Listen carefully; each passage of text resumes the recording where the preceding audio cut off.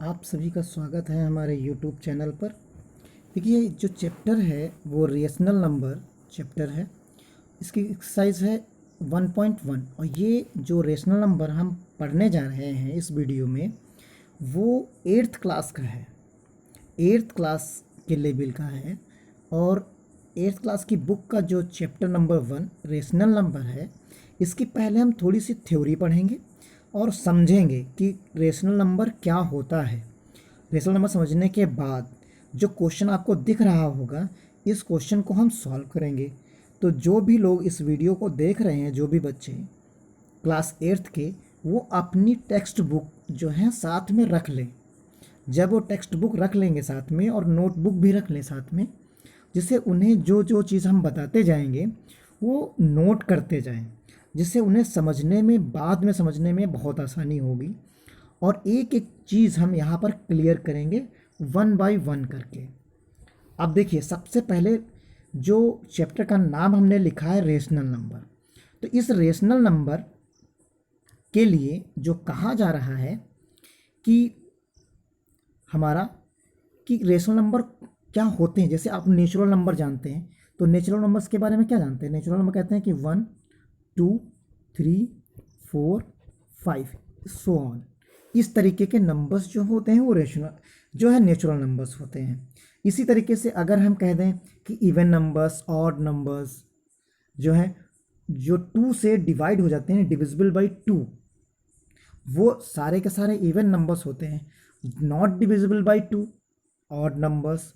इस तरीके से जो नंबर्स होते हैं उनके बारे में हम जानते हैं और समझते हैं।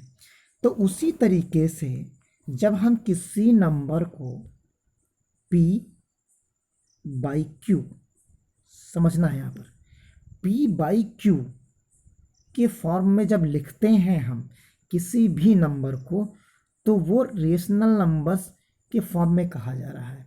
लेकिन यहाँ एक छोटी सी कंडीशन होती है, उस कंडीशन को ध्यान में रखना है। जैसे ही आप उस कंडीशन को ध्यान में रखेंगे, पूरा का पूरा रेशनल नंबर आपकी समझ में आ जाएगा। जैसे हमने कहा कि कोई भी नंबर जो p बटे q के रूप में हम उसे लिख दें, तो वो नंबर रेशनल नंबर कहलाता है। अब आपके दिमाग में आ रहा होगा कि क्या हम प्लस के भी नंबर लिख दें, क्या हम माइनस के भी नंबर लिख सकते हैं? बिल्कुल लिख सकते हैं, चाहे वो प्लस के हों, चाहे वो माइनस के हों, चाहे वो जीरो हो, कोई भी नंबर। यानी -1, -2, -3 सो ऑन, 0 1 2 3 4, कोई भी हम नंबर इसमें लिख सकते हैं। इजी वे में आसानी से उसको लिखा जा सकता है बिना किसी दिक्कत के। आप ये चीज़ समझ सकते हैं आसानी से। अब यहाँ पर आप देखिए, इस जगह पर क्या आएगा कि हमने बताया कि p बाई क्यू के रूप में हम लिखते हैं यहाँ पर। तो p और q कोई भी नंबर हो सकते हैं, चाहे वो माइनस के हों या प्लस के हों, यानी positive integers, negative integers, all integers हम यहाँ पर कंसीडर कर सकते हैं।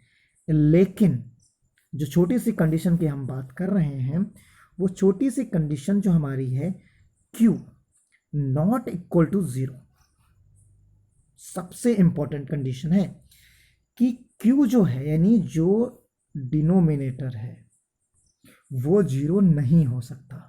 यानी आप जानते हैं कि जो p है हमारा वो न्यूमरेटर है और जो q है वो हमारा डिनोमिनेटर है।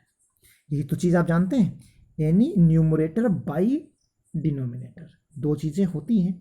जो हम ऊपर की साइड में लिखते हैं वो न्यूमरेटर हो गया, जो नीचे लिखते हैं बटे में वो हमारा डिनोमिनेटर हो गया। ये चीज़ आपकी समझ में आ गई होगी कि हम किन संख्याओं को रेशनल नंबर कहते हैं। अब कुछ हम आपको एग्जाम्पल देते हैं। एग्जाम्पल हम देते हैं आपको, समझिए एग्जाम्पल्स को। एग्जाम्पल्स आपको समझने हैं, तो एग्जाम्पल्स के रूप में हम देंगे आपको।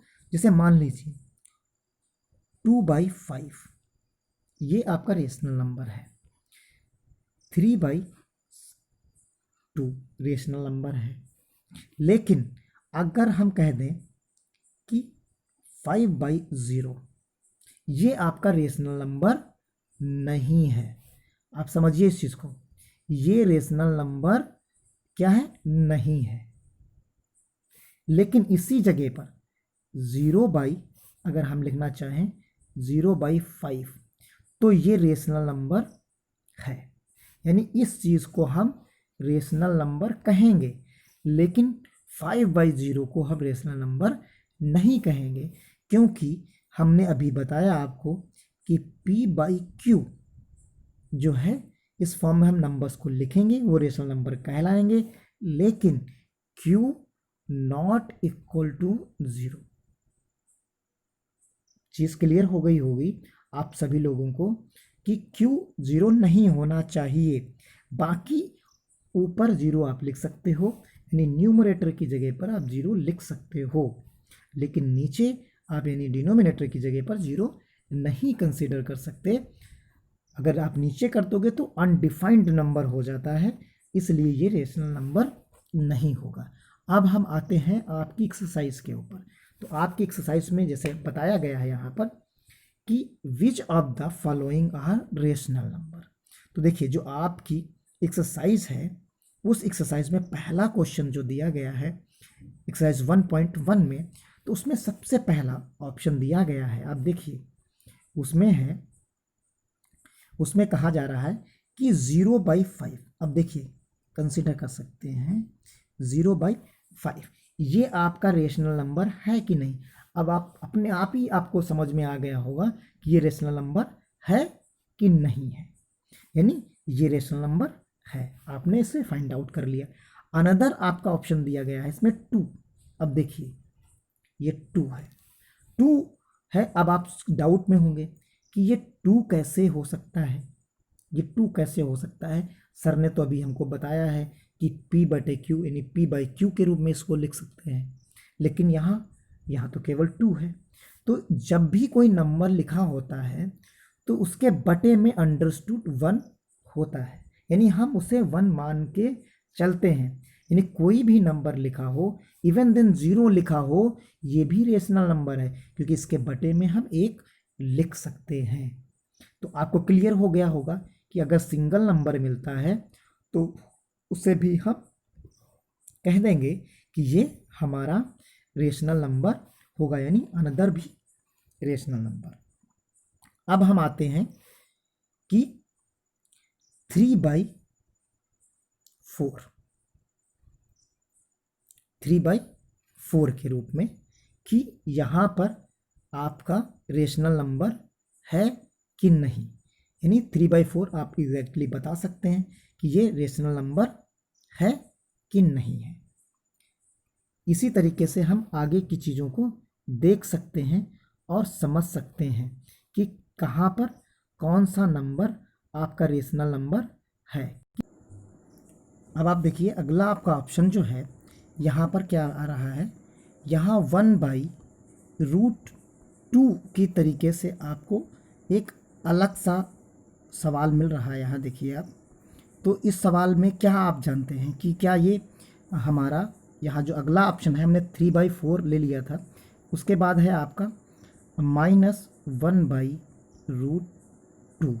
अब देखिए ये इंटीजर्स के रूप में नहीं है, √2 का जो आप स्क्वायर रूट निकालेंगे तो 1.414 आता है, तो जो कि यहाँ पर कंप्लीट हमें इंटीजर्स के रूप में नहीं मिलेगा, तो यानी ये नंबर हमारा जो है रेशनल नंबर नहीं होगा।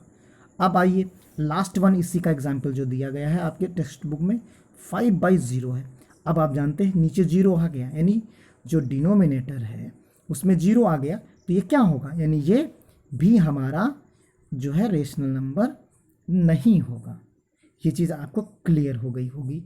अब चलते हैं हम अगले सवाल की तरफ, जो आपका नेक्स्ट क्वेश्चन है, क्वेश्चन नंबर 2। इसमें देखिए पूछा गया है कि identify the numerator and denominator in the following rational number. अब देखिए अभी हमने आपको क्लियर बताया था कि न्यूमरेटर कहाँ लिखा जाता है और डिनोमिनेटर कहाँ पर लिखा जाता है। तो आपको हमने बताया है कि जो ऊपर के हिस्से में लिखा जाता है वो हमारा न्यूमरेटर होता है, जो नीचे लिखा जाता है वो हमारा डिनोमिनेटर होता है। तो आप देखिए -2 डिवाइडेड बाई 3, यानी जो ऊपर की संख्या हो गई हमारी वो क्या हो गई, वो हमारी हो गई न्यूमरेटर, ये हमारी हो गई न्यूमरेटर, ठीक। और जो नीचे की संख्या हो गई वो हमारी हो गई डिनोमिनेटर। आप समझ गए होंगे कि आगे क्या लिखना है इसमें। तो अब इसमें आप आसानी से पहचान पाएंगे। अब आप सोच रहे होंगे जो एक्सरसाइज में सवाल दिए गए हैं उनमें एक तो 4/1 है, तो इसमें 4 न्यूमरेटर यानी ये न्यूमरेटर, 1 डिनोमिनेटर, क्लियर। देन 0/3, तो ये क्या हो गया 0/3 में आप देख सकते हैं कि यहाँ क्या होगा, ऊपर न्यूमरेटर नीचे डिनोमिनेटर। आप अलग अलग इन्हें लिख सकते हैं आसानी से अपनी नोटबुक में। अब यहाँ 0/3 तक हो गया। अब आते हैं हम अगले पड़ाव पे, यानी 5 लिखा हुआ है। अभी हमने इसके पहले वाले क्वेश्चन में लिखा था 2 था, तो 2 के बटे में हमने क्या लिख दिया था, 1 लिख दिया था। वैसे ही यहाँ पर 5/1 लिख सकते हैं। तो आप चाहें तो हमारे पास न्यूमरेटर क्या हो गया, यानी न्यूमरेटर हमारे पास क्या हो गया 5 हो गया, और जो डिनोमिनेटर है वो क्या हो जाएगा 1 हो जाएगा, क्लियर। तो अभी यहाँ तक तो आपकी समझ में आ गया होगा, जहाँ तक मुझे उम्मीद है। अगर नहीं आया तो आप एक बार इस वीडियो को पुनः यहाँ तक देख सकते हैं। जैसे ही आप रिपीट करेंगे आपको सारी चीज़ें क्लियर हो जाएंगी। इजी वे में देखिए और रिलैक्स होके देखिए। जैसे यहाँ पर है 3/-1, आप समझ गए होंगे कि इसमें कौन सा न्यूमरेटर है और कौन सा डिनोमिनेटर है। जैसे न्यूमरेटर 3 और डिनोमिनेटर -1। इस तरीके से आप इन सवालों को लगा सकते हैं। अब आपकी समझ में आया होगा कि 2 सवाल सॉल्व हो गए। अब चलते हैं हम आपके तीसरे सवाल की तरफ। जो तीसरा सवाल है उसमें आप देखिए कि क्वेश्चन दिया, express -5/3 as rational number whose numerator is 5। यानी जो फर्स्ट ऑप्शन है उस फर्स्ट ऑप्शन की हम बात कर रहे हैं कि न्यूमरेटर जो हमारा है वो 5 होना चाहिए। उसने ये बात कही है, जबकि हमसे कहा है कि आपके पास क्या है -5/3 है। आप इस चीज़ को कन्वर्ट कर दीजिए कि न्यूमरेटर की जगह पर 5 आ जाए, और यहाँ है कितना -5 है, यानी वो प्लस का 5 हो जाना चाहिए। तो प्लस का 5 होने के लिए हमें क्या करना पड़ेगा, आप समझिए। जो है न्यूमरेटर और डिनोमिनेटर दोनों को हमें -1 से मल्टीप्लाई करना पड़ेगा।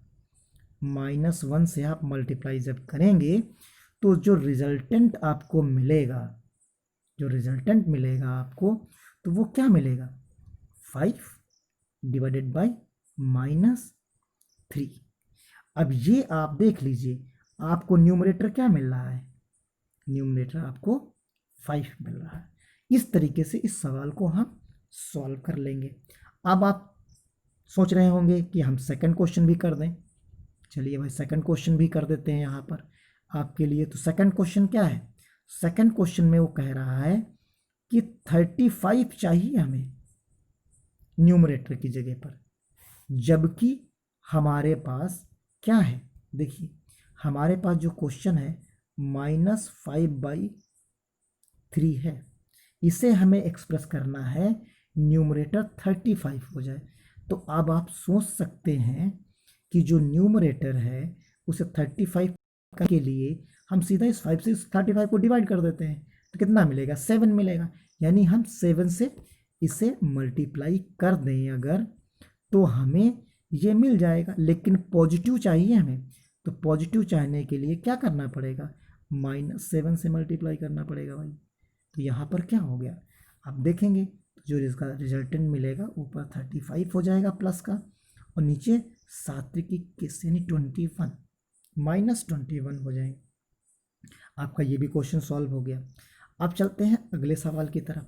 जो आपका सवाल है -20, चाहिए आपको न्यूमरेटर में, तो यहाँ आएगा -5, डायरेक्टली सॉल्व कर रहे हैं। देखिए माइनस, हमें चाहिए -20, तो -20 के लिए क्या करना पड़ेगा आपको? -20 के लिए आपको करना पड़ेगा कि आप प्लस का ही नंबर ले लीजिए, तभी तो माइनस बचेगा यहाँ पर। तो प्लस का यानी 4 से डिवाइडेड बाई 4। अब आपको क्या मिलेगा यहाँ पर? माइनस का 20 डिवाइडेड बाई 20 है, 20 डिवाइडेड बाई 12। तो यानी न्यूमरेटर आपको क्या मिल गया? 20 मिल गया माइनस का। इसी तरीके से आप क्या कर सकते हैं? 15 चाहिए आपको, तो -5 डिवाइडेड बाई 3 मल्टीप्लाइड बाई, अब आपके पास क्या है इसमें? देखिए यहाँ पर आपके पास है कि आपको चाहिए यानी 15 का चाहिए, तो 15 चाहने के लिए आपको -3 से न्यूमरेटर में और -3 आपको डिनोमिनेटर में करना पड़ेगा। तो 15 डिवाइडेड बाई माइनस क्या हो जाएगा? 9, यानी यहाँ पर भी आपको मिल गया। तो ये क्वेश्चंस आपके थे, जो क्वेश्चन नंबर 3 तक। आपको इस अगर वीडियो में आपको सारी चीज़ें समझ में आई हैं, तो आप हम मेरे नीचे कमेंट बॉक्स में आप लिखिए कि आपको ये चैप्टर इतना समझ में आया है। अगर समझ में आया है, जितने लोग आप देख रहे हो, तो मेरे चैनल को सब्सक्राइब करिए, लाइक करिए और कमेंट बॉक्स में लिखिए कि आपको समझ में आया है।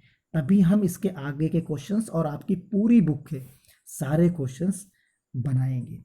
जब आप कहेंगे कि समझ में आ रहा है, तभी हम आगे बनाने की कोशिश करेंगे और आपको इसका फ़ायदा मिलेगा। अगर आप नीचे मेंशन नहीं करते, आप कमेंट बॉक्स में नहीं लिखते और आप जो हैं इसमें सब्सक्राइब नहीं करते और अपने दोस्तों तक शेयर नहीं करते, तो हम बस इतना ही वीडियो बनाएंगे। इसी के साथ thanks for watching and bye.